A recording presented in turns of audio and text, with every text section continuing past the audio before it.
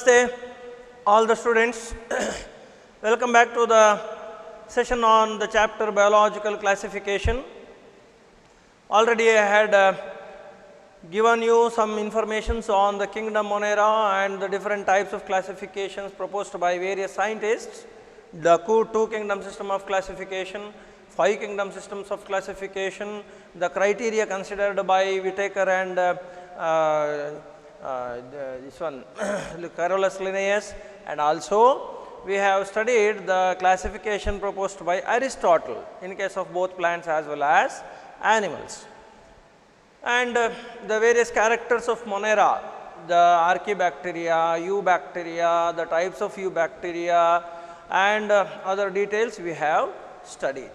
Now in this session we will talk about the second kingdom of R. H. Whittaker, that is kingdom Protista. Kingdom Protista. Kingdom Monera included only prokaryotes, only bacterial cells. But from here onwards, Protista, fungi, plantae, animalia, all these have the eukaryotic organisms. So, kingdom Protista will have the organisms who are all eukaryotes and unicellular. All of them are eukaryotes and all are unicellular only, no multicellular organisms in this kingdom. So that is a very important point. Only unicellular and eukaryotic organisms are involved in this particular kingdom. And organisms of this kingdom are the links between Monera and higher groups like fungi, plants and animals. Okay, so these are the links between the prokaryotes and higher eukaryotes like mycota, fungi, plants and animals. What is that link? Link means the transformation stage. Prokaryotes ninda eukaryotes, higher eukaryotes ಗೆ ಒಂದು link ಕೊಂಡಿಯದು. Okay, ಈಗ ನೋಡಿ ನಾವೇನು ಮಾಡಿದ್ದೇವೆ, ನಾವು ಮೊನೇರಾ ಅಂತ ಬರೆದಿದ್ದೇವೆ. R H Whittaker ಮೊನೇರಾ ಕೊಟ್ಟಿದ್ದಾನೆ, ಪ್ರೊಟಿಸ್ಟಾವನ್ನು ಕೊಟ್ಟಿದ್ದಾನೆ, ಆಮೇಲೆ ಫಂಗೈ ಕೊಟ್ಟಿದ್ದಾನೆ, ಪ್ಲ್ಯಾಂಟ್ಸ್ ಕೊಟ್ಟಿದ್ದಾನೆ, ಆ್ಯನಿಮಲ್ಸ್ಗಳನ್ನು ಕೊಟ್ಟಿದ್ದಾನೆ ಆರ್ ಎಚ್ ವಿಟೇಕರ್. ಈಗ ನೋಡಿ ನಾವು ಇದನ್ನು ಕಲ್ತಾಯಿತು, ಇದರಲ್ಲಿ ಎಲ್ಲ ಇದ್ದದ್ದು ಪ್ರೋಕ್ಯಾರಿಯೋಟ್ಸ್. ಈಗ ಇನ್ನು ಉಳಿದ ಯೂಕ್ಯಾರಿಯೋಟ್ಸ್ ಉಂಟಲ್ವಾ, ಸೊ ಇದನ್ನು ಮತ್ತು ಇದನ್ನು, ಈ ಎರಡುಗಳ ಇದ್ರ ಮತ್ತು ಇವುಗಳ ಮಧ್ಯದ ಕೊಂಡಿ ಯಾವುದು ಅಂತ ಕೇಳಿದರೆ ಪ್ರೊಟಿಸ್ಟಾ. ಹಾಗಾಗಿ it acts as a link, ಕೊಂಡಿ between the lower group and the higher groups of organisms. The organisms of this kingdom may be aquatic or non-aquatic. May be aquatic or non-aquatic. The organisms may be autotrophic or heterotrophic. Organisms may be autotrophic or heterotrophic. Then the cell has got a well defined nucleus. ಹಾಗಾದ್ರಿಂದ ಅದು eukaryote. Well defined nucleus ಇರುವುದರಿಂದ ಅದು eukaryote. All the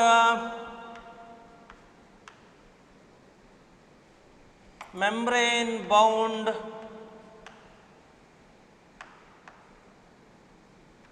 organelles, all the membrane bound organelles. ಏನು membrane bound organelles ಅಂತ ಹೇಳಿದ್ರೆ membrane ಇರುವಂಥದ್ದು, ಉದಾಹರಣೆಗೆ mitochondria, chloroplast, ಅಥವಾ endoplasmic reticulum, ಗಾಲ್ಜಿ complex ಇವೆಲ್ಲ ಇರುವಂಥದ್ದು.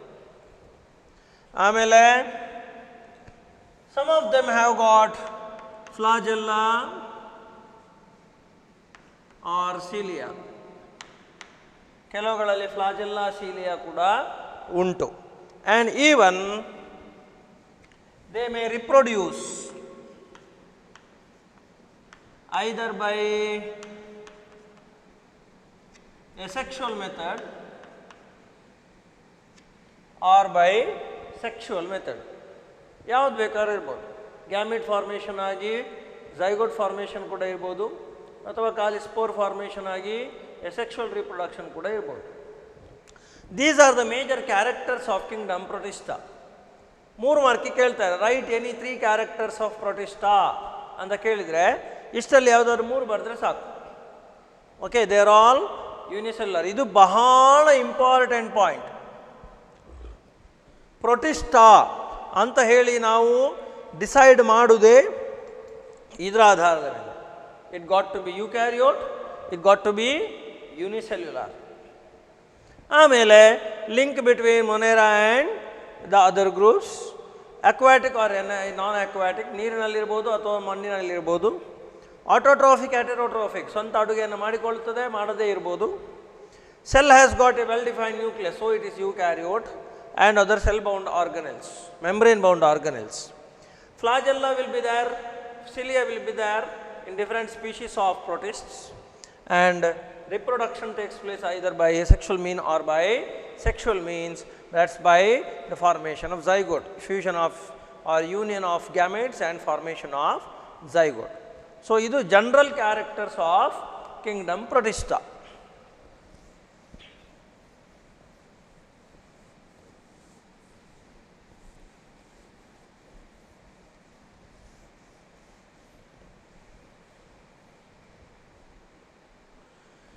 The kingdom protista is divided into 5 classes. 5 classes. ಯಾವುದೆಲ್ಲ?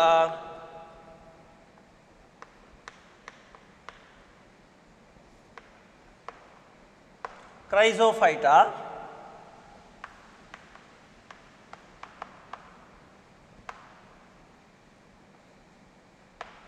dinoflagellates,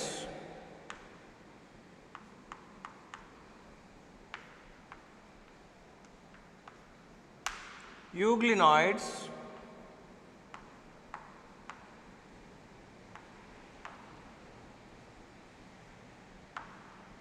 slime molds,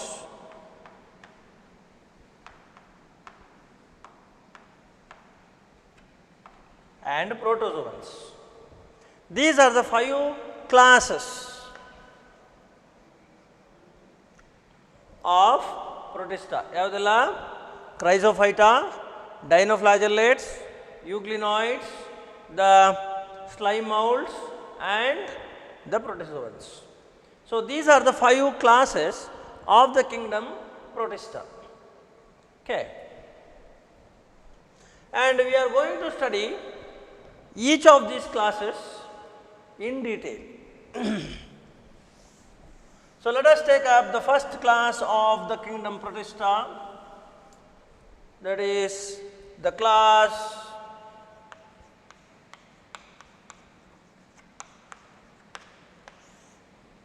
Chrysophyta. The class Chrysophyta. Mainly, the class Chrysophyta involves the organisms like diatoms,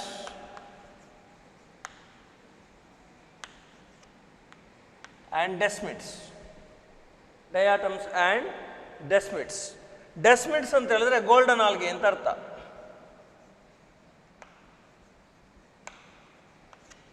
Golden algae. Diatoms we are going to take up for the study. ಹೆಸರೇ ಹೇಳ್ತದೆ, ಡಯಾಟಮ್ಸ್ ಅಂತ ಹೆಸರೇ ಹೇಳ್ತದೆ. Dye atom. Dye atom ಅಂದರೆ ಏನು? Each cell, each organism is made of 2 atoms ಅಂದರೆ 2 halves ಅಂತ ಅರ್ಥ. ಅದು ಮತ್ತೆ ತಗೊಳ್ತೇನೆ. The diatoms are all aquatic, ನೀರಿನಲ್ಲಿ ಮಾತ್ರ ಬದುಕುವುದು. They may be most of them are fresh water or marine water. ಕೆಲವುಗಳು ಸಮುದ್ರದಲ್ಲಿ ಬದುಕ್ತದೆ, ಇನ್ನು ಕೆಲವು ಸಿಹಿ ನೀರಿನಲ್ಲಿ ಬದುಕ್ತದೆ. ಹಳ್ಳ, ಕೊಳ್ಳ, ನದಿ, ಕೆರೆ ಇದರಲ್ಲೆಲ್ಲ ಬದುಕುವಂಥದ್ದು ಫ್ರೆಶ್ ವಾಟರ್. ಮೆರೈನ್ ಅಂದರೆ ಸಮುದ್ರದಲ್ಲಿ ಬದುಕುವಂಥದ್ದು marine organisms. All of them are autotrophic. All of them are autotrophic because of the presence of the various pigments. Because of the presence of various pigments, they are all autotrophic. None of them have got flagella or cilia. ಯಾವುಗಳಿಗೂ ಕೂಡ ಯಾವುದೇ ಡಯಾಟಮ್ಸ್ಗಳಿಗೆ ಫ್ಲಾಜೆಲ್ಲ ಆಗಲಿ ಸೀಲಿಯಾಗಳಾಗಲಿ ಇಲ್ಲ. ಹಾಗಾಗಿ ಅವುಗಳು ಚಲನೆ ತೋರಿಸಬೇಕಾ ಬೇಡವಾ, ಚಲಿಸಬೇಕಾ ಬೇಡವಾ? ಹಾಗಿದ್ರೆ ಚಲಿಸುವುದು ಹೇಗೆ? ಫ್ಲಾಜೆಲ್ಲ ಇಲ್ಲ ಅಂತಂದರೆ ಚಲಿಸ್ಲಿಕ್ಕೆ ಆಗೋದಿಲ್ಲ, ಅಥವಾ ಸೀಲಿಯಾ ಇಲ್ಲ ಅಂತಂದರೆ ಚಲಿಸ್ಲಿಕ್ಕೆ ಆಗೋದಿಲ್ಲ. ಬಟ್ ಅವುಗಳು ಚಲಿಸ್ತವೆ. ಹೇಗೆ ಚಲಿಸ್ತವೆ? ವಿತ್ ದ ಹೆಲ್ಪ್ ಆಫ್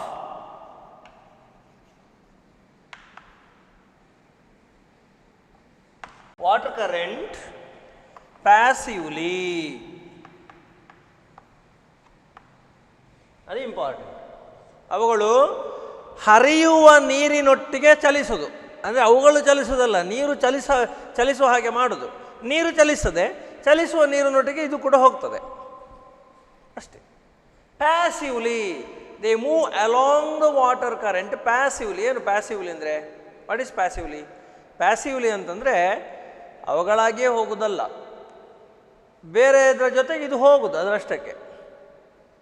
ಅದಾಗಿಯೇ ಹೋದರೆ ಆ್ಯಕ್ಟಿವ್ ಚಾರ್ಜ್ ಮೂವ್ಮೆಂಟ್, ಬೇರೆಯವರ ಸಹಾಯದಿಂದ ಹೋದರೆ ಪ್ಯಾಸಿವ್ ಮೂವ್ಮೆಂಟ್. ಹಾಗಾಗಿ all the ಡಯಾಟಮ್ಸ್ move along the water current passively.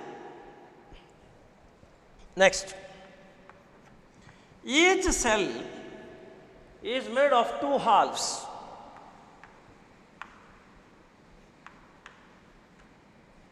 Each cell is made of 2 halves, and the 2 halves are arranged like a soap box. The 2 halves are arranged like a soap box. ಏನು ಹಾಗಂದರೆ, ಈಗ ನೋಡಿ ಹೀಗೆ,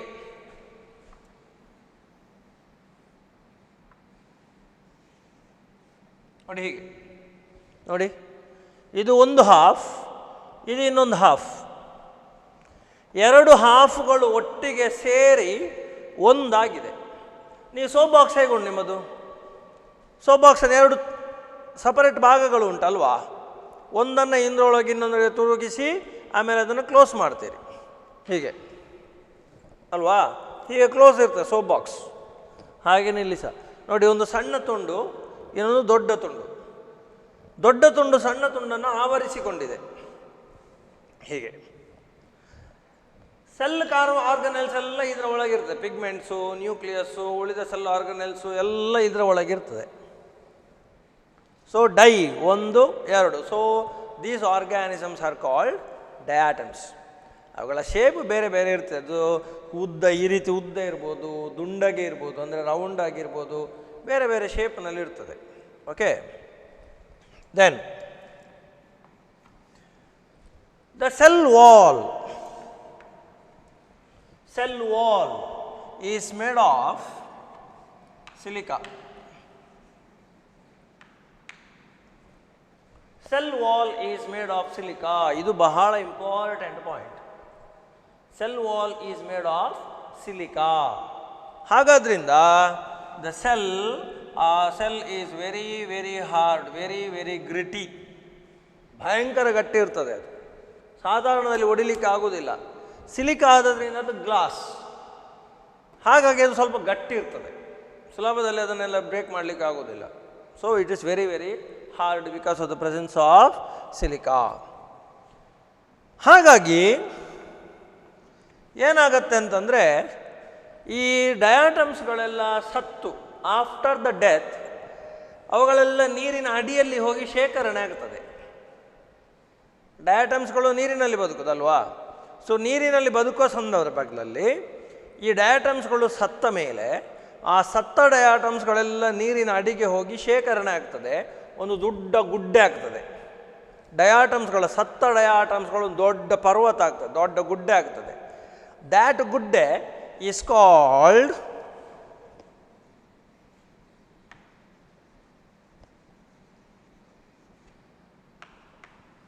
diatomaceous earth. It is called diatomaceous earth.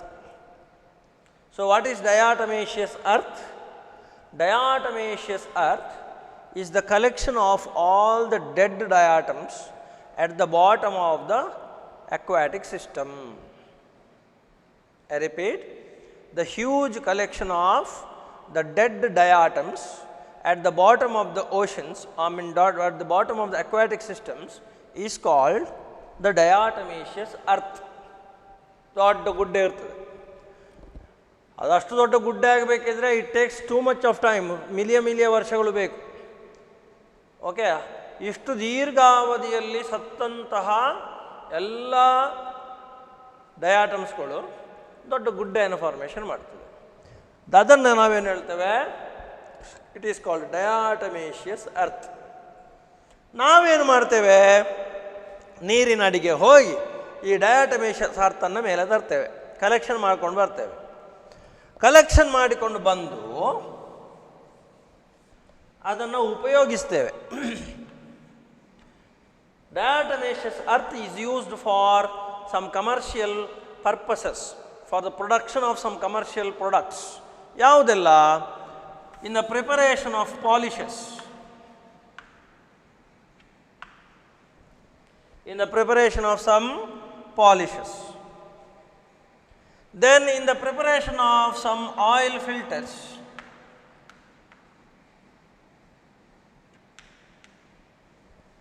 in the preparation of some oil filters, or even in paints and varnishes.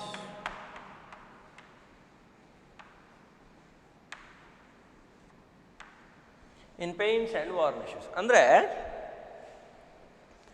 ಈ ನಿಮ್ಮ Nile polish ಇರ್ಬೋದು, ಅಥವಾ ಅದು ಗೋಡೆಗೆ ಕೊಡೋ ಪೇಂಟ್ ಇರ್ಬೋದು, ಇದು ಸ್ವಲ್ಪ ದಪ್ಪ ಆಗಿ ಸ್ವಲ್ಪ ಹೊಳೆತಾ ಇರ್ತದೆ, ಅದರಲ್ಲಿ ಹೊಳಿತದೆ. ಅದು ಯಾಕೆ ಈ ರೀತಿ ದಪ್ಪ ಇರೋದು ಅಥವಾ ಹೊಳೆಯುವುದು ಅಂತಂದರೆ, ಈ ಡಯಾಟಮೇಷಿಯಸ್ ಅರ್ಥನ್ನು ಕಲೆಕ್ಟ್ ಮಾಡಿ ಅದನ್ನು ಸರಿ ಹುಡಿ ಮಾಡಿ ಅದನ್ನು ಇವುಗಳಲ್ಲಿ ಮಿಕ್ಸ್ ಮಾಡ್ತಾರೆ. ಮಿಕ್ಸ್ ಮಾಡಿದಾಗ ಅದಕ್ಕೆ ಸ್ವಲ್ಪ ಅದು ದಪ್ಪವೂ ಆಗುತ್ತದೆ ಮತ್ತು ಸ್ವಲ್ಪ ಹೊಳಪು ಕೂಡ ಬರ್ತದೆ ಅಲ್ವಾ.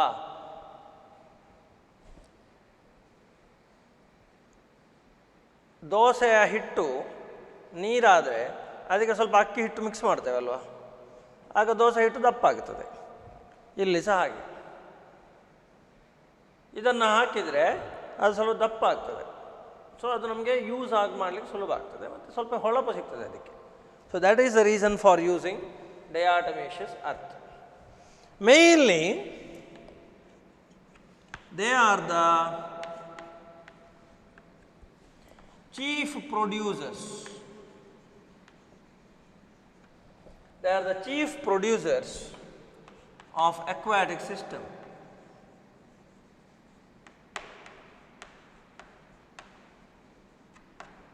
They are the chief producers of aquatic system. ಏನು chief producers of aquatic system ಅಂದರೆ? ಪ್ರೊಡ್ಯೂಸರ್ ಅಂದರೆ ಅರ್ಥ ಏನು? ಪ್ರೊಡ್ಯೂಸರ್ ಅಂದರೆ ಹೂ ಸಿಂಥೆಸೈಸಸ್ ಫುಡ್. ಇಲ್ಲಿ ಹೇಳಿದ್ದೇವೆ ನಾವು, they are autotrophs, so they are capable of carrying out photosynthesis and producing their own food. ಹಾಗಾಗಿ ಅವುಗಳು ಫುಡ್ಡನ್ನು ಪ್ರೊಡ್ಯೂಸ್ ಮಾಡ್ತದೆ. ಪ್ರೊಡ್ಯೂಸ್ ಮಾಡಿ ಅವುಗಳನ್ನು ನೀರಿನಲ್ಲಿರುವ ಬೇರೆ ಜೀವಿಗಳು ತಿಂತಾವೆ. ನೀರಿನಲ್ಲಿರುವ ಬೇರೆ ಜೀವಿಗಳು ಈ ಡಯಾಟಮ್ಸನ್ನು ತಿಂತವೆ. ಹಾಗಾಗಿ ಅವುಗಳು ಬೇರೆ ಜೀವಿಗಳಿಗೆ ಆಹಾರ ಆಗ್ತದೆ.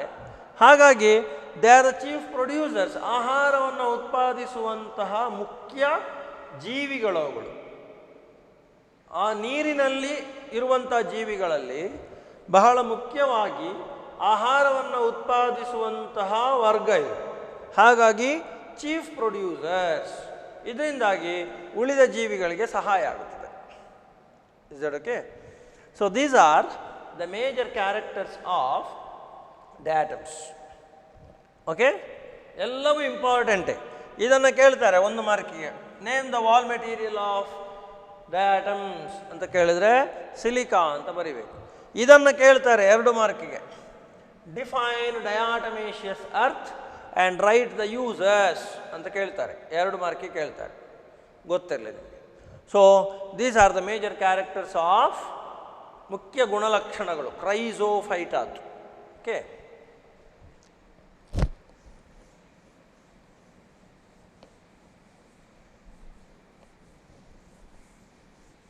ಇಲ್ಲಿಗೆ ಒಂದಾಯಿತು. Next,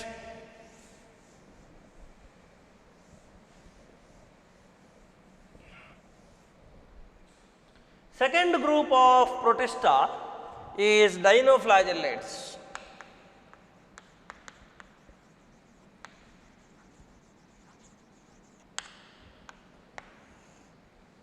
Second group of protista is dinoflagellates. These organisms are all aquatic, particularly they are all marine. ಸಮುದ್ರದಲ್ಲಿಯೇ ಇರುವುದು ಎಲ್ಲ. Diatoms were fresh water or marine. ಆದರೆ ಇಲ್ಲಿ ಹಾಗಲ್ಲ. These are all marine, found only in ocean system. Next, the cells are found in different colours.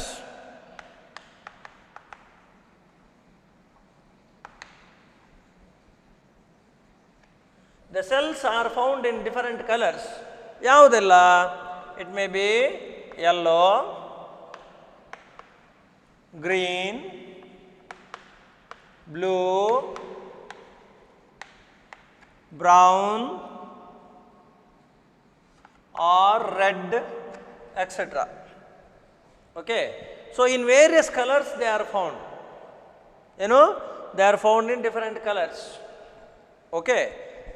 For example, ಕೆಲವು ಸಲ ಈ coloured ಡೈನೋಫ್ಲಾಜೆಲ್ಲೇಟ್ಗಳು ನೀರಿನಲ್ಲಿ ಒಂದೇ ಕಡೆ ಅಕ್ಯುಮ್ಯುಲೇಟ್ ಆದರೆ, ಜೊತೆ ಸೇರಿದರೆ ಆಗ ನೀರು ಕೂಡ ಇದೇ ಕಲರ್ ಆಗಿ ಕಾಣ್ತದೆ. ಉದಾಹರಣೆಗೆ, a red tide or red sea. ಸಮುದ್ರದಲ್ಲಿ ನಿಮಗೆ ಎಲ್ಲಿಯಾದರೂ ಕೆಂಪು ಟೈಡ್ಗಳು, ಕೆಂಪಿನ ದೊಡ್ಡ ದೊಡ್ಡ ಅಲೆಗಳು ಅಥವಾ ಕೆಂಪು ನೀರು ಕಂಡ್ರೆ, it is because of the presence of a red dinoflagellate called Gonyaulax. Gonyaulax ಅನ್ನುವಂಥದ್ದು a species of red dinoflagellate. ಇದು ನಿಮಗೆ ಹೆಸರು ಗೊತ್ತಿರೋ ಬಾಯಿಪಾಠ ಇರಬೇಕು, ಗೋನಿಯೋಲ್ಯಾಕ್ಸ್. ಈ ಗೋನಿಯೋಲ್ಯಾಕ್ಸ್ ನೀರಿನಲ್ಲಿ ಹೆಚ್ಚು ಇದ್ದಾಗ that water will look red in colour. ನೀವು ನೀರಿಗೆ ಚೂರು ರೆಡ್, ನಮ್ಮ ಬ್ಲಡ್ಡನ್ನು ನೀರಿಗೆ ಹಾಕಿದ ಕೂಡಲೇ ನೀರು ರೆಡ್ ಆಗ್ತದಲ್ವಾ? ಅದೇ ರೀತಿಯಲ್ಲಿ ಸಮುದ್ರ ನೀರಿನಲ್ಲಿ ಹೆಚ್ಚು ಸಂಖ್ಯೆಯ ಗೋನಿಯೋಲ್ಯಾಕ್ಸ್ಗಳು ಜೊತೆ ಇದ್ದರೆ ಆವಾಗ ನೀರೇ ಕೆಂಪ ಕಾಣ್ತದೆ. ಕೆಂಪು ಸಮುದ್ರ ಅಂತ ಕೇಳಿರ್ಬೋದು, ಅಥವಾ ಕೆಲವು ಬೇರೆ ಸಮುದ್ರಗಳಲ್ಲಿ ಕೆಂಪು ಅಲೆಗಳು ಕಂಡು ಬರ್ಬೋದು. ಅದೆಲ್ಲ because of Gonyaulax. Name the red dinoflagellate ಅಂತ ಕೇಳಿದರೆ ನೀವು ಇದನ್ನು ಬರಿಬೇಕು 1 ಮಾರ್ಕಿಗೆ, ಗೊತ್ತಿರಲಿ. Next, the cell is surrounded by cellulose plates.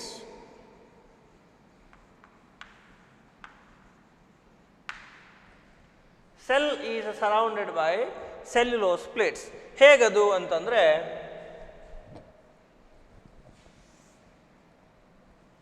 ನೋಡಿ ಹೀಗೆ ಇದ್ದರೆ, ಹೀಗೆ ಸೆಲ್ ಇದ್ದರೆ ಸೆಲ್ಲಿನ ಸುತ್ತ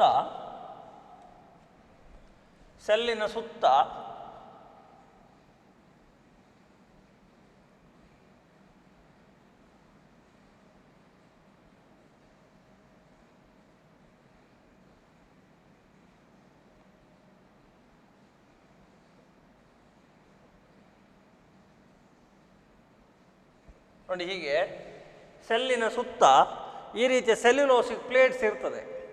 ಸೆಲ್ಯುಲೋಸಿಂದ ಮಾಡಲ್ಪಟ್ಟಂತಹ ವಾಲ್ ಅದು ಹೀಗೆ. ಓಕೆ,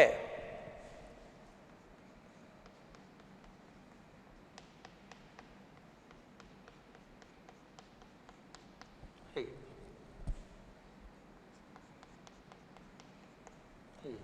ಸೆಲ್ಯುಲೋಸಿಕ್ ಪ್ಲೇಟ್ಸ್ ಇರ್ತದೆ. ಇದು important character. Plus the cell has got 2 flagella and the 2 flagella are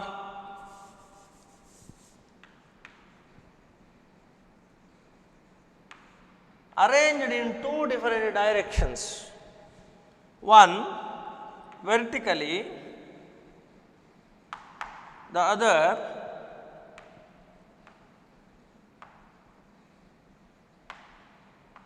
horizontally. One is vertically, the other is horizontally. ನೋಡಿ ಹೀಗೆ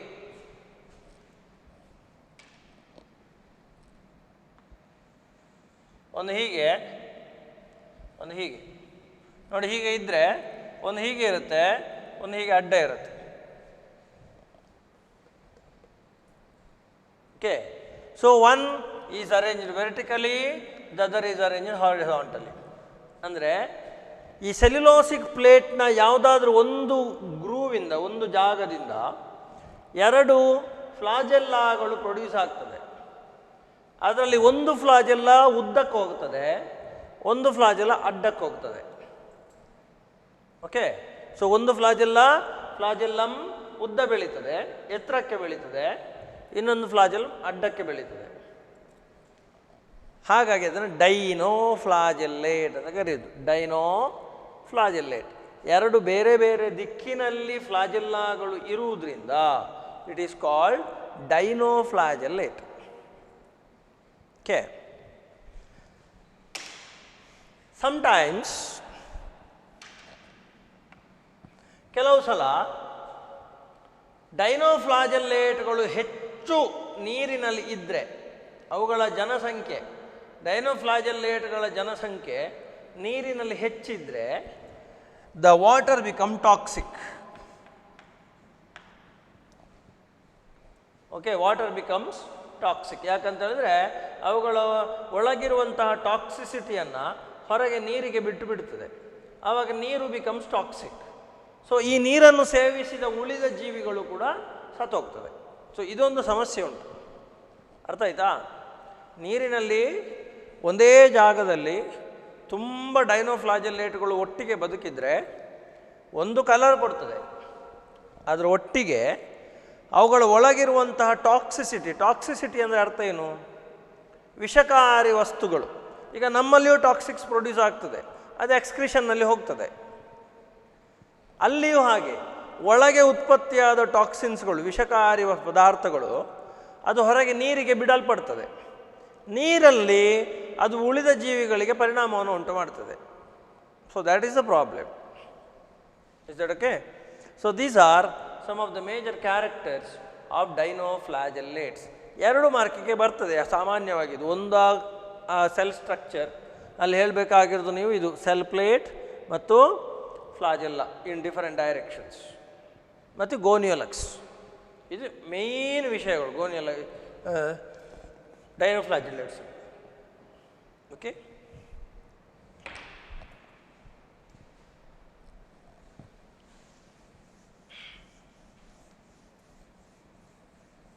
next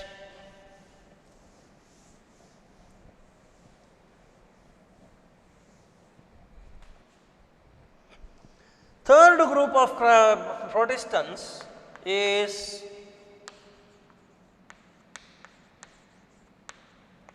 euglenoids. Euglenoids. Normally, they are also aquatic, but fresh water, particularly in stagnant water. They are found in stagnant water. Stagnant water ಅಂದರೆ ಏನರ್ಥ? ಹರಿಯುವ ನೀರಲ್ಲ, ನಿಂತ ನೀರು. ನಿಂತ ನೀರಿನಲ್ಲಿ ಯುಗ್ಲಿನಾಯ್ಡ್ಸ್ಗಳು ಇರ್ತದೆ. Okay, so they R fresh water. ನೋಡಿ, ಈಗ ನಮಗೆ ವೆರೈಟಿ ಸಿಕ್ಕಿತು. ಡಯಾಟಮ್ಸ್ಗಳು ಫ್ರೆಶ್ ವಾಟರ್ ಅಥವಾ ಮೆರೈನ್ ವಾಟರ್, ಡೈನೋಫ್ಲಾಜೆಲ್ಲೇಟ್ಗಳೆಲ್ಲ ಮೆರೈನ್ ವಾಟರ್. ಈಗ ಯುಗ್ಲಿನಾಯ್ಡ್ಸ್ಗಳೆಲ್ಲ ಫ್ರೆಶ್ ವಾಟರ್, ಅದು ಕೂಡ ನಿಂತ ನೀರು, ಹರಿಯುವ ನೀರಲ್ಲಿ ಅಲ್ಲ. ನೆಕ್ಸ್ಟ್, ಈ euglenoids, they are a special group of organisms because they have the characters of both plants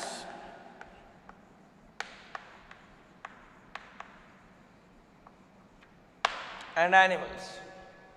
ಅವುಗಳಲ್ಲಿ ಎರಡು ಕ್ಯಾರೆಕ್ಟರ್ ಉಂಟು. Okay, euglenoids show the characters of both plants as well as animals. ಅದಕ್ಕೆ ಆಗ ಹೇಳಿದ್ದು, ನಾನು ಆರಂಭದಲ್ಲಿ ಹೇಳಿದ್ದನಲ್ಲ, ಯುಗ್ಲಿನಾಮಿನ್ protista acts as a link between ಮೊನೆರಾ and higher groups ಅಂತ ಹೇಳಿದ್ದು ಇದಕ್ಕೆ. ಯಾಕೆ? ಪ್ಲ್ಯಾಂಟ್ ಕ್ಯಾರೆಕ್ಟರ್ ಉಂಟು, ಇದು ಒಂದೇ ಎಕ್ಸಾಂಪಲ್ ಹೇಳೋದು. ನೋಡಿ, ಇದರಲ್ಲಿ ಪ್ಲ್ಯಾಂಟ್ ಉಂಟು, ಆ್ಯನಿಮಲ್ ಕ್ಯಾರೆಕ್ಟರ್ ಉಂಟು, ಎರಡೂ ಉಂಟು. ಹಾಗಾದ್ರಿಂದ ನೀವು ಪ್ರೊಟಿಸ್ಟಾಗಳನ್ನು ಒಂದು ಸ್ಪಷ್ಟ ಹೀಗೆ ಅಂತ ಹೇಳಲಿಕ್ಕೆ ಬರೋದಿಲ್ಲ. ಅದು ಆ ಪ್ಲ್ಯಾಂಟಾ, ಆ್ಯನಿಮಲಾ ಅಥವಾ ಬೇರೆ ಆ ಫಂಗಸ್ಸ ಅಂತ ಸ್ಪಷ್ಟವಾಗಿ ಎಲ್ಲ ಹೇಳಲಿಕ್ಕೆ ಬರೋದಿಲ್ಲ.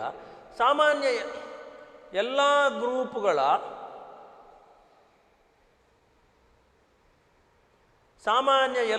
ಗ್ರೂಪ್ಗಳ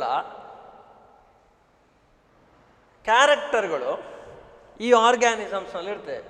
ಯಾವುದು? ಪ್ರೊಟಿಸ್ಟನ್ಸ್ಗಳಲ್ಲಿ.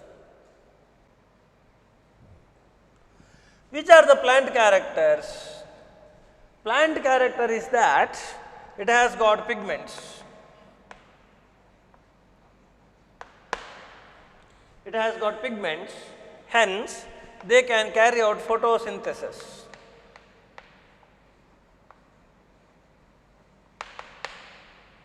ಯುಗ್ಲಿನಾಯ್ಡ್ಸ್ಗಳಲ್ಲಿ ಪಿಗ್ಮೆಂಟ್ಸ್ ಉಂಟು. ಪಿಗ್ಮೆಂಟ್ಸ್ ಇರೋದ್ರಿಂದ ಅವುಗಳಿಗೆ ಅವುಗಳ ಆಹಾರವನ್ನು ಅವುಗಳೇ ಪ್ರೊಡ್ಯೂಸ್ ಮಾಡಿಕೊಳ್ಳಿಕ್ಕೆ ಆಗ್ತದೆ. ಅದು ಪ್ಲ್ಯಾಂಟ್ ಕ್ಯಾರೆಕ್ಟರ್. ಆ್ಯನಿಮಲ್ ಕ್ಯಾರೆಕ್ಟರ್ ಏನು? They do not have cell wall. ಅವುಗಳಿಗೆ ಸೆಲ್ ವಾಲ್ ಇಲ್ಲ. ಅದು ಆ್ಯನಿಮಲ್ ಕ್ಯಾರೆಕ್ಟರ್. ಅದರೊಟ್ಟಿಗೆ ಕೆಲವು ಬಾರಿ ಲೈಟ್ ಇಲ್ಲ ಅಂತ ಇಟ್ಕೊಳ್ಳಿ. ನೇಚರ್ನಲ್ಲಿ ಲೈಟ್ ಸಿಗಲಿಲ್ಲ, ಲೈಟ್ ಸಿಕ್ಕದೇ ಇದ್ದಾಗ ಫೋಟೋಸಿಂಥೆಸಿಸ್ ಆಗುವುದಿಲ್ಲ. ಆವಾಗ ಫುಡ್ ಇರುವುದಿಲ್ಲ ಯುಗ್ಲಿನಾಗಳಿಗೆ. ಆವಾಗ ಏನು ಮಾಡ್ತದೆ? ಅದರ ಒಟ್ಟಿಗೆ ಇರುವಂತಹ ಕೆಲವು ಜೀವಿಗಳನ್ನು ತಿಂತದೆ. ನಾವು ಹೇಗೆ ತಿಂತೇವೋ ಅದೇ ರೀತಿಯಲ್ಲಿ ಅದು ತಿಂತದೆ. So they engulf or predate other organisms. ಅರ್ಥ ಆಯ್ತಾ? ಎಂಗಲ್ಫ್ ಅಂದರೆ ನುಂಗೋದು ಅಂತ, ಅಥವಾ ಪ್ರಿಡೇಟ್ ಅಂತ ಹೇಳಿದ್ರೆ ಇನ್ನೊಂದನ್ನು ಹಿಡಿದು ತಿನ್ನೋದು ಅಂತ. ಪ್ರಿಡೇಟರ್ಸ್, ಜಿಂಕೆಗೆ ಹುಲಿ ಪ್ರಿಡೇಟರ್ ಅಲ್ವಾ, ಇಲಿಗೆ ಹಾವು ಪ್ರಿಡೇಟರ್. ಹಾಗೆಯೇ ನೀರಿನಲ್ಲಿರುವಂಥ ಬೇರೆ ಸಣ್ಣ ಜೀವಿಗಳನ್ನು ಹಿಡಿದು ಯುಗ್ಲಿನಾಯ್ಡ್ಸ್ಗಳು ತಿಂತದೆ. ಹಿಡಿದು ತಿನ್ನೋದು ಕ್ಯಾರೆಕ್ಟರ್ ಯಾರ್ದು? ಪ್ಲ್ಯಾಂಟ್ ಇದೆ, ಆ್ಯನಿಮಲ್ ಇದ್ದ? ಆ್ಯನಿಮಲ್ಸ್. ಹಾಗಾಗಿ ಅದು ಆ್ಯನಿಮಲ್ ಕ್ಯಾರೆಕ್ಟರ್. ಮತ್ತು ಅವುಗಳಲ್ಲಿ ಸೆಲ್ ವಾಲ್ ಇಲ್ಲದೆ ಇರೋದು ಕೂಡ animal character. Plant character is that they have photosynthetic pigments. ಹಾಗಾದ್ರಿಂದ ಇಲ್ಲಿ ಎರಡೂ ಕ್ಯಾರೆಕ್ಟರ್ಸ್ಗಳು ಉಂಟು. ಅವುಗಳು ಅಡುಗೆ ಮಾಡಿಕೊಳ್ಳಿಕ್ಕೂ ಮಾಡ್ತವೆ, ಅಡುಗೆ ಮಾಡ್ಕೊಳ್ಳಿಕ್ಕೆ ಆಗದೇ ಇದ್ದರೆ ಬೇರೆದ್ದನ್ನು ಹಿಡಿದು ತಿಂತದೆ. Both characters are there. Next, the cell is surrounded by a proteinaceous cover called pellicle. The cell is covered by a proteinaceous sheath called pellicle. Pellicle. So ಇದು ಪ್ರೋಟೀನ್ ಕವರ್. ಇದು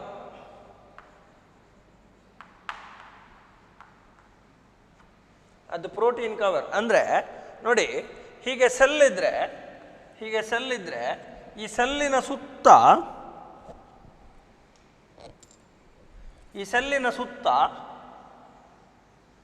ಹೀಗೆ ಪ್ರೋಟೀನ್ ಕವರ್ ಉಂಟು.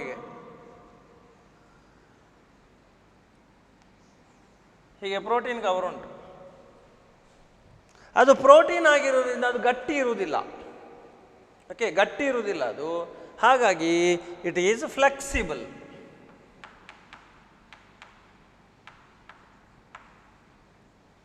Cell is flexible in nature. ಅಂದರೆ ಹೀಗೆ ಗಟ್ಟಿ ಒಂದೇ ಶೇಪಲ್ಲಿ ಇರುವುದಿಲ್ಲ, ಅದರ ಶೇಪ್ ಬದಲಾವಣೆ ಆಗ್ತಾ ಇರ್ತದೆ. Why? Because of the non gritty protein cover, and that cover is called pellicle. So what is this? This is pellicle. ಕೇಳ್ತಾರೆ ಡಿಫೈನ್ ಎ ಪೆಲಿಕಲ್ ಅಂತ ಕೇಳಿದ್ರೆ ಏನು ಹೇಳ್ತೀರಿ? It is a proteinaceous sheath around the cell of euglenoids ಅಂತ ಹೇಳಬೇಕು. ಆ protein cover ಇರೋದ್ರಿಂದ the cells are flexible. Flexible ಅಂತ ಹೇಳಿದ್ರೆ ಅದರ ರೂಪ ಬದಲಾವಣೆ ಆಗ್ತಾ ಇರ್ತದೆ. ಓಕೆ, ರೂಪ ಬದಲಾವಣೆ ಆಗ್ತಾ ಇರ್ತದೆ. Is that okay? So these are some of the major characters of euglenoids. Very important. ಕೇಳ್ತಾರೆ name the organism which shows both the characters of plants and animals. Which are the plants and animal characters present in euglenoids. ಬೇರೆ ಬೇರೆ ರೀತಿಯಲ್ಲಿ ಕ್ವಶನ್ಸ್ಗಳನ್ನು ಕೇಳ್ಬೋದು, ಅಥವಾ define ಪೆಲಿಕಲ್ ಅಂತ ಕೇಳ್ಬೋದು, ಗೊತ್ತಿರಬೇಕು. So ಈಗ ಇಷ್ಟರಲ್ಲಿ 5 ಮಾರ್ಕಿನದ್ದು ಅಂತೇಳಿ ದೊಡ್ಡ ದೊಡ್ಡ ಕ್ವಶನ್ಸ್ ಇಲ್ಲ ಇಲ್ಲಿ. ಸಣ್ಣ ಸಣ್ಣ ಕ್ವಶನ್ಸ್, 1 ಮಾರ್ಕು 2 ಮಾರ್ಕು 3 ಮಾರ್ಕಿನ ಕ್ವಶನ್ಸ್ಗಳೇ ನಿಮಗೆ ಬರುವಂಥದ್ದು. ಸೊ ಇಲ್ಲಿಗೆ euglenoids is over. 3 point important.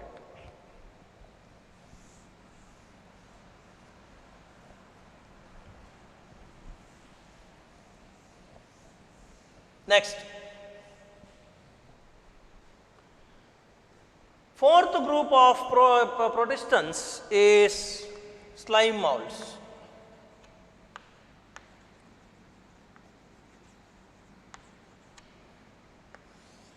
Slime molds. ಇದು ಒಂದು ವಿಚಿತ್ರ ಗ್ರೂಪ್ ಆಫ್ ಪ್ರೊಟಿಸ್ಟಸ್. ವಿಚಿತ್ರ ಗ್ರೂಪ್ ಇದು. So these are all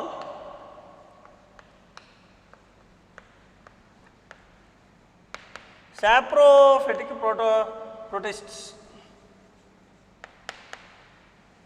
ಸ್ಯಾಪ್ರೋಫಿಟಿಕ್ protists ಏನು? ಸ್ಯಾಪ್ರೋಫಿಟಿಕ್ ಪ್ರೊಟಿಸ್ಟ್ ಅಂದರೆ ಏನರ್ಥ? ಸ್ಯಾಪ್ರೋಫಿಟಿಕ್ ಪ್ರೊಟಿಸ್ಟ್ ಅಂತ ಹೇಳಿದ್ರೆ ಕೊಳೆತ ಪದಾರ್ಥಗಳ ಮೇಲೆ ಬದುಕುವಂತಹ ಜೀವಿಗಳು. ಈಗ ಒಂದು ಪ್ಲ್ಯಾಂಟ್ ಸತ್ತಿರ್ತದೆ, ಅದರ ಮೇಲೆ ಬದುಕುವುದು, ಅಥವಾ ಒಂದು ಪ್ಲ್ಯಾಂಟಿನ ಮೇಲೆ ಬೆಳೆದು ಅದನ್ನೇ ಕೊಳೆಯುವ ಹಾಗೆ ಮಾಡ್ಬೋದು. ಸೊ ಈ ರೀತಿಯ ಕ್ಯಾರೆಕ್ಟರ್ಸ್ಗಳಿರ್ತದೆ. ಓಕೆ, ಸೊ ಈ ರೀತಿಯ ಫೀಚರ್ಸ್ ಉಂಟು. That is why it is considered as a saprophytic protista. Then it is not aquatic, it is terrestrial.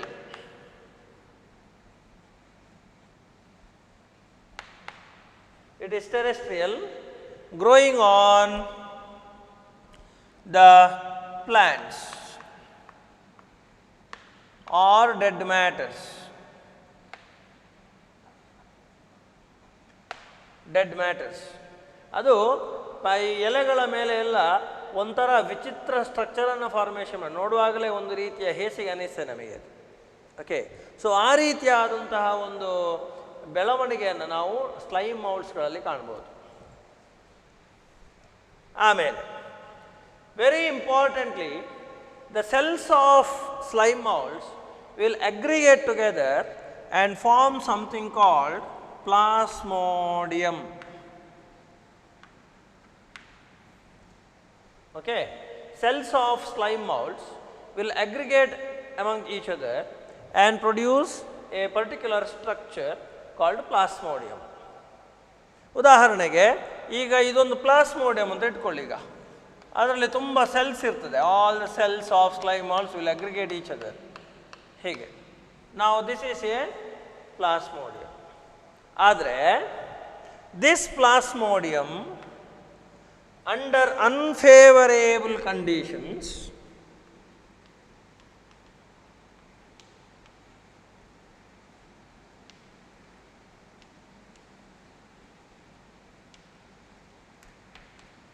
Under unfavourable conditions ಅಂದರೆ ಬದುಕಲಿಕ್ಕೆ ಯೋಗ್ಯವಾದಂತಹ ವಾತಾವರಣ ದೊರೆಯದೇ ಇದ್ದಂತಹ ಕಾಲಕ್ಕೆ, ಏನು ಬದುಕಲಿಕ್ಕೆ ಯೋಗ್ಯವಾದ ವಾತಾವರಣ ದೊರೆಯದೇ ಇರುವ ಕಾಲಕ್ಕೆ this plasmodium will produce the fruiting bodies.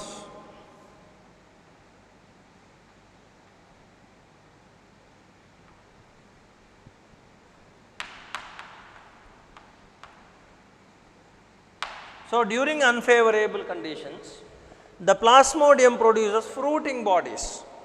Fruiting body ಅಂತ ಹೇಳಿದರೆ ನಾವು ಜನರಲ್ ಆಗಿ ಹೇಳುವಂಥದ್ದು ಅದು ರಿಪ್ರೊಡಕ್ಷನ್ನ ಒಂದು ಸ್ಟ್ರಕ್ಚರ್. ಅದು ರೀಪ್ರೊಡಕ್ಷನ್ಗೆ ಸಂಬಂಧಪಟ್ಟಂತಹ ಒಂದು ಸ್ಟ್ರಕ್ಚರ್ ಅದು. ಓಕೆ, ಅದನ್ನು ಫ್ರೂಟಿಂಗ್ ಬಾಡಿ ಅಂತ ಕರಿತೇವೆ. ಅದಿನ್ನು ನೆಕ್ಸ್ಟ್ ಮೈಕೋಟಕ್ಕೆ ಹೋಗುವಾಗ ನಿಮಗೆ ಇನ್ನು ಕ್ಲಿಯರ್ ಆಗಿ ಸಿಗ್ತದೆ ಅದು. So these fruiting bodies will produce the spores. The fruiting bodies will produce the spores, and these spores will develop into new organism when the conditions become all right. ವಾತಾವರಣ ಅಂಶ ಸರಿ ಇಲ್ಲದೆ ಇರುವಾಗ ಪ್ಲಾಸ್ಮೋಡಿಯಂ ಫ್ರೂಟಿಂಗ್ ಬಾಡೀಸನ್ನು ಪ್ರೊಡ್ಯೂಸ್ ಮಾಡಿ ಸ್ಪೋರ್ಸನ್ನು produce ಮಾಡ್ತದೆ. ವಾತಾವರಣದ ಅಂಶಗಳು ಸರಿಯಾದಾಗ, ಪುನಃ ಫೇವರೇಬಲ್ ಆದಾಗ ಆ ಸ್ಪೋರ್ಸ್ಗಳು ಹೊರಗೆ ಬಂದು ಅವುಗಳು ಭೂಮಿಯ ಮೇಲೆ ಬಿದ್ದು ಜರ್ಮಿನೇಟ್ ಆಗಿ ಪುನಃ ಹೊಸ ಸ್ಲೈಮ್ ಮಾಲ್ಸ್ ಆಗ್ತದೆ. Okay, so these are some of the important characters of slime moulds. Mainly ಅದು ಸ್ಯಾಪ್ರೋಫೈಟ್. ಅದು ಇದೊಂದು ಬೇರೆ. ಸೊ ನಮಗೀಗ ಏನೆಲ್ಲ ಸಿಕ್ಕಿತೀಗ? ಡಯಾಟಮ್ಸ್ಗಳು ಆಟೋಟ್ರೋಫಿಕ್, ಡೈನೋಫ್ಲಾಜೆಲ್ಲೇಟ್ಸ್ಗಳು ಕೂಡ ಆಟೋಟ್ರೋಫಿಕ್, ಯುಗ್ಲಿನಾಯ್ಡ್ಸ್ ಆಟೋಟ್ರೋಫಿಕ್ ಹೌದು, ಹೆಟೆರೋಟ್ರೋಫಿಕ್ ಹೌದು. ಇದು ಪ್ಯೂರ್ಲಿ ಹೆಟೆರೋಟ್ರೋಫಿಕ್. ನೋಡಿ, ಪ್ಯೂರ್ಲಿ ಹೆಟೆರೋಟ್ರೋಫಿಕ್. ನಾವು ಇನ್ನೊಂದು ಬದಿಗೆ ಬಂದೇವೆ, ಈಗ ಚೇಂಜ್ ಆಗ್ತಾ ಹೋಗ್ತದೆ. ಕರೆಕ್ಟಾ? ಸರಿ.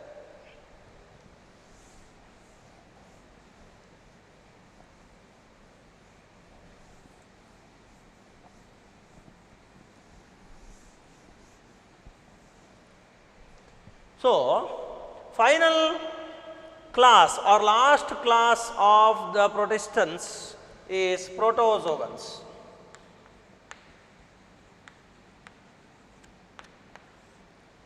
Protozoans. These are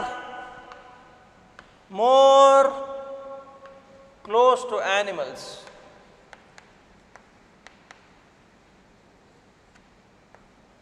These are more close to animals. ಹೆಚ್ಚಾಗಿ ಆನಿಮಲ್ ಕ್ಯಾರೆಕ್ಟರ್ ಇರುವಂಥದ್ದು ಇದರಲ್ಲಿ. They may B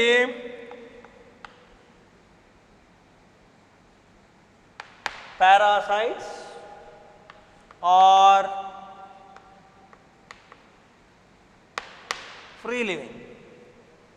they may be parasites R free living. ಏನು ಪ್ಯಾರಾಸೈಟ್ಸ್ ಆರ್ ಫ್ರೀ ಲಿವಿಂಗ್ ಅಂತಂದರೆ, ಅಂದರೆ ಅವುಗಳು ತಮ್ಮಷ್ಟಕ್ಕೆ ಬದುಕಬಹುದು ಅಥವಾ ಇನ್ನೊಂದು ಹೋಸ್ಟಿನ ಒಳಗೆ ಬದುಕಿ ರೋಗವನ್ನು ಕೊಡ್ಬೋದು. ಓಕೆ, ಹಾಗಾಗಿ they may be parasites or may be free living. So these are the protozoans which are quite closer to the protozoans. They may be most of the times aquatic or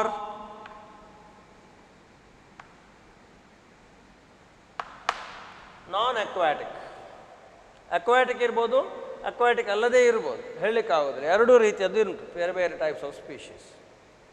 and this protozoans has been classified into four subgroups.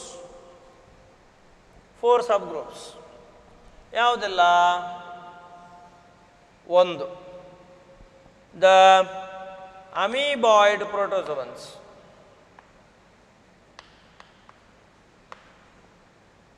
Amoeboid protozoans. ಎರಡು,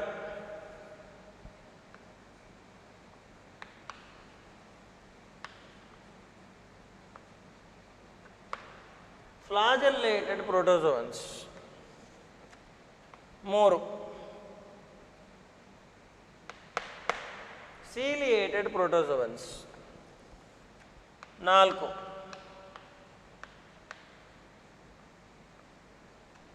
ಸ್ಪೋರೋಸೋವನ್ಸ್ ಅಂತ ಹೇಳಿ 4 category ಉಂಟು.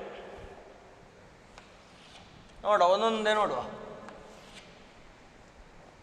ಕ್ಯಾರೆಕ್ಟರ್ಸ್ಗಳು.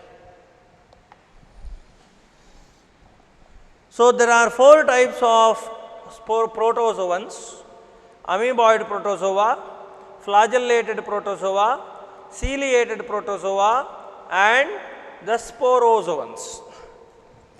Amoeboid protozoans are all aquatic.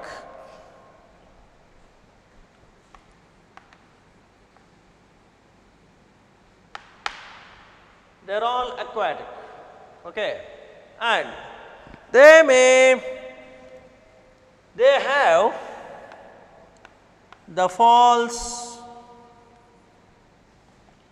what is what is that called? The pseudopodia.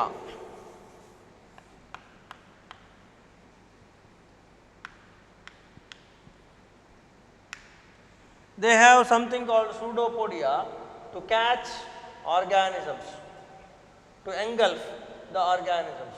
That is how they catch the insect organisms and eat. So they have got pseudopodia. Some are even parasites. For example, a species called Trypanosoma, Entamoeba histolytica.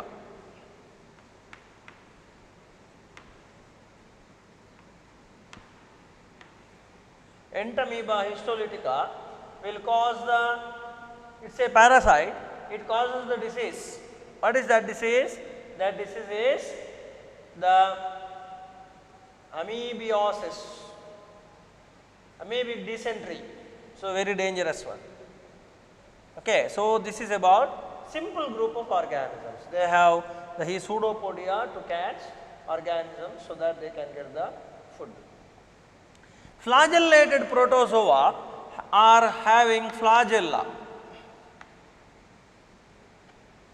They have got flagella for the movement in water. So they are all aquatic. They are all aquatic, and some of them even cause the diseases. For example, Trypanosoma.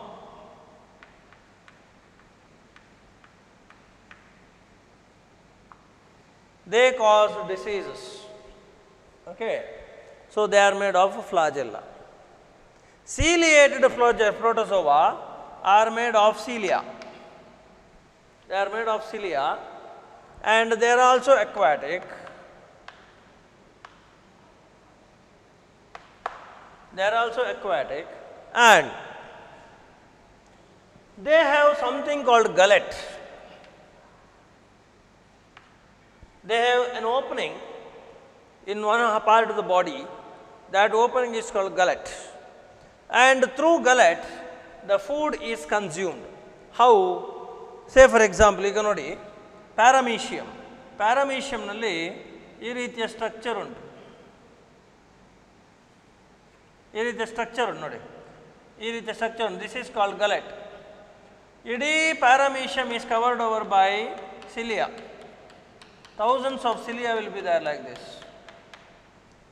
So ಈ cilia ಏನು ಮಾಡ್ತದೆ ಅಂತಂದರೆ, ಅದು ನೀರಿನಲ್ಲಿ ಆ ಸೀಲಿಯಾಗಳ ಮೂವ್ಮೆಂಟಿಂದ ಅದರ ಸುತ್ತಮುತ್ತ ಇರುವ ಫುಡ್ ಏನುಂಟು, ಬೇರೆ ಸಣ್ಣ ಸಣ್ಣ ಮೈಕ್ರೋ ಆರ್ಗ್ಯಾನಿಸಮ್ಸ್ ಏನುಂಟು, ಆ ಫುಡ್ಡನ್ನು ಸೀಲಿಯಾಗಳು ಹೀಗೆ ಒಂದೇ ಕಡೆಗೆ ತರಿಸಿ ಅದನ್ನು ಗಲೆಟ್ನ ಕಡೆಗೆ ತರಿಸಿ ಆಮೇಲೆ ಗಲೆಟ್ನ ಮುಖಾಂತರ ಒಳಗೆ ಕಳಿಸ್ತದೆ.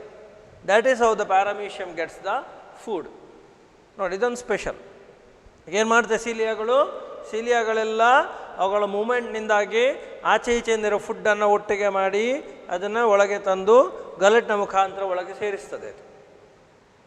That is the important character of ciliated protozoans. Example is Paramecium.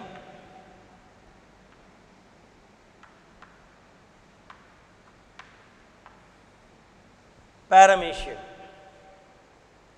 Last group of protozoans is sporozoans. ಇದೊಂದು separate category. These are all non-aquatic.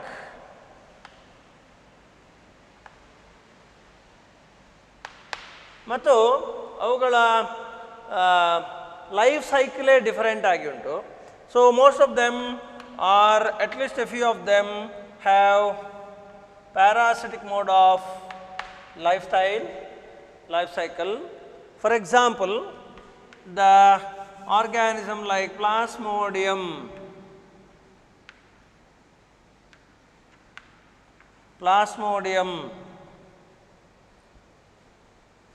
that causes malaria, the malarial parasite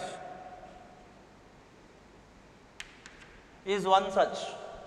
So that malarial parasite will lead the parasitic mode of lifestyle and is one of the sporozoans. ಹೀಗೆ these are the 4 types of protozoans: amoeboid protozoa, flagellated protozoa, ciliated protozoa and sporozoa. ಬಹಳ ಮುಖ್ಯವಾಗಿ ನಿಮಗೆ ಈ examples ಎಲ್ಲ ಗೊತ್ತಿರಬೇಕು. ಇಲ್ಲಿಗೆ amoeba, ಎಂಟಮೀಬಾ,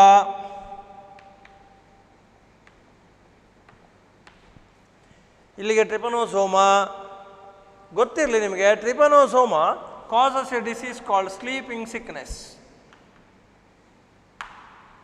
sleeping sickness ಅನ್ನುವಂಥ ಒಂದು ರೋಗವನ್ನು ಉಂಟು ಮಾಡಿದೆ ಟ್ರಿಪನೋಸೋಮಾ ಅನ್ನುವಂಥದ್ದು. ಆಮೇಲೆ paramecium for ciliated and Plasmodium vivax for the sporozoans. Right, ಗೊತ್ತಿರಲಿ. ಇಲ್ಲಿ ಬಹಳ ಮುಖ್ಯವಾಗಿ ಏನು ಅಂತಂದರೆ, ನಿಮಗೆ ಒಂದು ಗ್ರೂಪ್ ಕೊಟ್ಟು ಇದಕ್ಕೆ ಎಕ್ಸಾಂಪಲ್ ಬರೀರಿ ಅಂತ ಹೇಳ್ಬೋದು, ಅಥವಾ ಎಕ್ಸಾಂಪಲ್ ಕೊಟ್ಟು ಇದು ಯಾವ ಗ್ರೂಪಿಗೆ ಸೇರ್ತದೆ ಅನ್ನೋದನ್ನು ಕೇಳ್ತಾರೆ. ಆ ದೃಷ್ಟಿಯಿಂದ ಇದೆಲ್ಲ ಇಂಪಾರ್ಟೆಂಟ್. ಓಕೆ,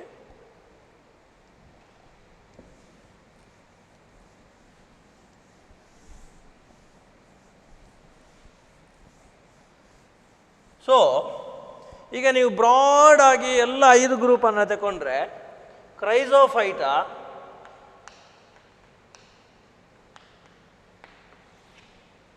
ಆಮೇಲೆ ಡೈನೋಫ್ಲಾಜೆಲ್ಲೇಟ್ಸ್,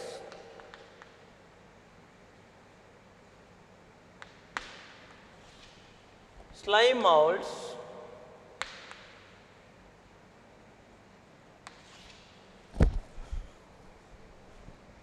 ಯುಗ್ಲಿನಾಯ್ಡ್ಸ್,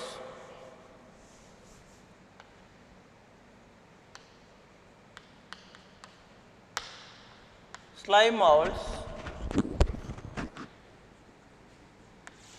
ಮತ್ತು ಪ್ರೋಟೋಸೋವನ್ಸ್. ನೀವು ಕನ್ಸಿಡರ್ ಮಾಡಿದರೆ ಹ್ಯಾಬಿಟ್ಯಾಟಿಗೆ ಸಂಬಂಧಪಟ್ಟ ಹಾಗೆ these are marine or fresh water. ಸಮುದ್ರದಲ್ಲೂ ಇರ್ತದೆ, ಸಿಹಿ ನೀರಲ್ಲೂ ಇರ್ತದೆ. These are all marine. These are stagnant fresh water, ಅಂದರೆ ನಿಂತ ಸಿಹಿ ನೀರಿನಲ್ಲಿ. These are non-aquatic, terrestrial ಇದು.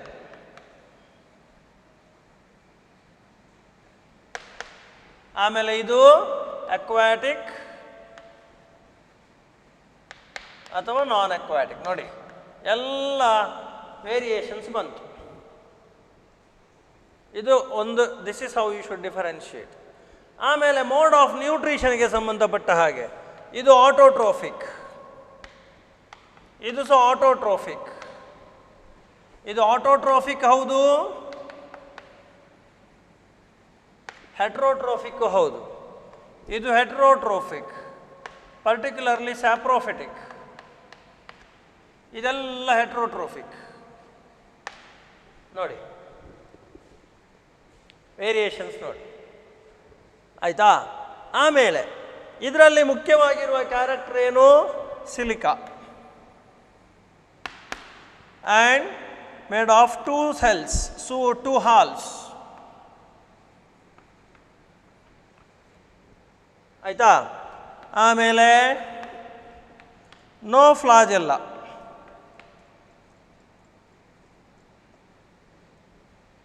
ಇಲ್ಲಿ ಫ್ಲಾಜೆಲ್ಲ ಉಂಟು, ಫ್ಲಾಜೆಲ್ಲೇಟೆಡ್. ಇದು ಕೂಡ ಫ್ಲಾಜೆಲ್ಲೇಟೆಡ್. ಇಲ್ಲಿ ನೋ ಫ್ಲಾಜೆಲ್ಲ.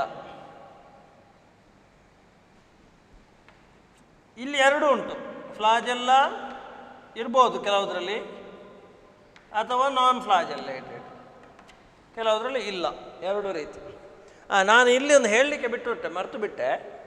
ಇಲ್ಲಿ ಯುಗ್ಲಿನಾಯ್ಡ್ಸ್ಗಳಲ್ಲಿ ಹೇಗೆ ಅಂತಂದರೆ, ನೀವು ಅಲ್ಲಿ ನಿಮ್ಮ ನೋಟ್ಸ್ನಲ್ಲಿ ಸೇರಿಸ್ಕೊಳ್ಳಿ. ಯುಗ್ಲಿನಾಯ್ಡ್ಸ್ನಲ್ಲಿ ನೋಡಿ, ಹೀಗೆ ಸೆಲ್ಲಿದ್ದರೆ ಇದರಲ್ಲಿ 2 ಫ್ಲಾಜೆಲ್ಲ ಉಂಟು and they are of unequal size. ಒಂದು ಉದ್ದ, ಇನ್ನೊಂದು ಗಿಡ್ಡ.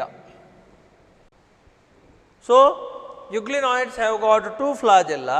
ಇದರ ಸುತ್ತ ಪೆಲಿಕಲ್ ಉಂಟಲ್ಲ, ಹೀಗೆ ಪೆಲಿಕಲ್ ಉಂಟು, ಹೀಗೆ ಪೆಲಿಕಲ್ ಇರಲಿ.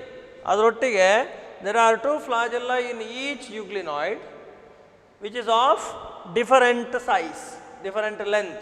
One is long, other is short. ಇದೆರಡು ಗೊತ್ತಿರಲಿ.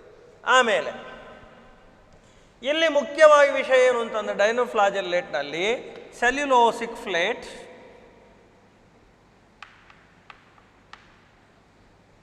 ಸೆಲ್ಯುಲೋಸಿಕ್ plate plus ಫ್ಲಾಜೆಲ್ಲ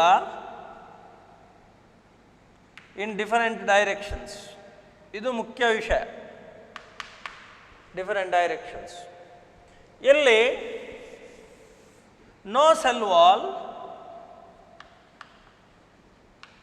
but pellicle is there with the 2 unequal flagella, with the 2 unequal flagella. ಆಮೇಲೆ ಸ್ಲೈಮ್ ಮೌಲ್ಡ್ಸ್ನಲ್ಲಿ ಮುಖ್ಯವಾಗಿರುವಂಥದ್ದು ಪ್ಲಾಸ್ಮೋಡಿಯಂ. ಪ್ಲಾಸ್ಮೋಡಿಯಂ ಇಲ್ಲಿ ಬೇರೆ ಬೇರೆ ಕ್ಯಾರೆಕ್ಟರ್ಸ್ ಉಂಟು. ಸೂಡೋಪೋಡಿಯಾ ಇರ್ಬೋದು, ಅಥವಾ ಗಲೆಟ್ ಇರ್ಬೋದು, ಅಥವಾ ಬೇರೆ ರೀತಿಯ ಸ್ಟ್ರಕ್ಚರ್ಸ್ ಇರ್ಬೋದು. ಸೊ ಇಷ್ಟು ಮೇಯ್ನ್ ಪಾಯಿಂಟ್ಸ್ಗಳನ್ನು ನೆನಪಿನಲ್ಲಿಟ್ಕೊಳ್ಳಿ. ಯಾರಾದರೂ CET ಬರೆಯುವವರಿಗೆ ಅಥವಾ ನೀಟ್ ಬರೆಯುವವರಿಗೆ ಈ ಪಾಯಿಂಟ್ಸ್ ಎಲ್ಲ ತುಂಬ ಉಪಯೋಗಕ್ಕೆ ಬೀಳ್ತದೆ. Is that okay? So this is about the kingdom Protista. Thank you.